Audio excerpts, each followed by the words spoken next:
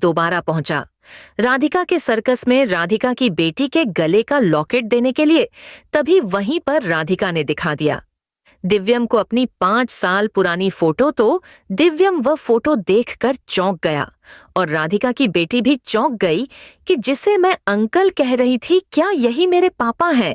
इसके आगे कहानी में होता है कुछ ऐसा कि राधिका की जो पागल माँ है जिसकी याददाश्त चली जाती है वह राधिका से पैसे मांगती है और कहती है कि जब तुम सर्कस में काम करके और ज्यादा पैसे लाओगी तभी तुम्हारी इज्जत इस घर में होगी, नहीं तो कल से तुम इस गोल मटोल अपनी बेटी लड्डू को भी उस सर्कस में लेकर जाना। फिर राधिका को अपने उस पागल माँ की यह बात बहुत ही बुरी लगती है। राधिका अपनी बेटी लड्डू को पढ़ाना चाहती है लेकिन मजबूरी में वह अपनी बेटी को भी सर्कस में ले जाती है। वहीं दूसरी तरफ आप देखेंगे कि जब दिव्यम के बैग में राधिका की बेटी का गले में पहनने वाला लॉकेट छूट गया रहता है, उस लॉकेट को पहुंचाने के लिए दोबारा दिव्यम आता है उसी सर्कस में जहां पर उसने लड्डू को देखा था। अपनी जान बचाते हुए यहाँ पर दिव्यम और राधिका आमने सामने होने वाले हैं। यहीं पर राधिका अब दिखाएगी। दिव्यम को अपने साथ की 5 साल पुरानी फोटो और राधिका को इस हालत में देखकर दिव्यम भी घबरा जाएगा और वह राधिका पर गुस्सा होते हुए पूछेगा कि राधिका इतने दिन तुम कहाँ थी, कैसे थी, तुम मुझे छोड़कर क्यों चली गई और आज तुम इस हालत अपना पेट पालने के लिए तुम सर्कस में काम कर रही हो। तुम्हारे लिए ये जगह सही नहीं है राधिका। तुम मेरी रानी हो, तुम बंसल परिवार की बहू हो।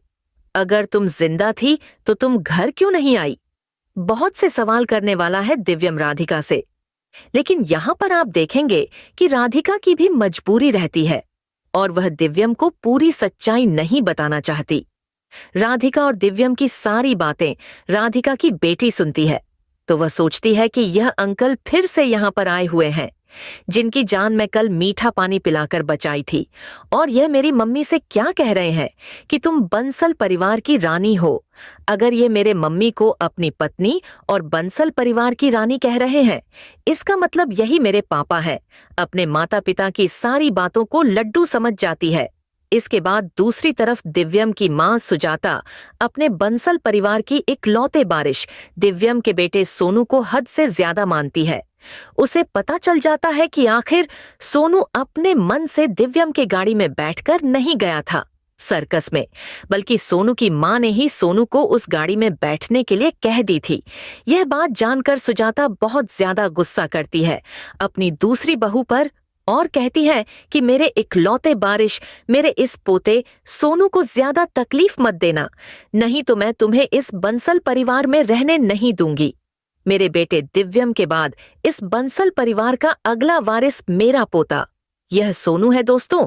फिर कहानी में इसके आगे आप देखेंगे कि जब दिव्यम और राधिका आमने सामने मिल जाते हैं तो दिव्यम राधिका को अपने घर लाने की कोशिश करता है लेकिन राधिका कुछ बातों को छिपा रही है और वह वहां से चली जाती है। फिर दिव्यम राधिका को ढूंढने लगता है।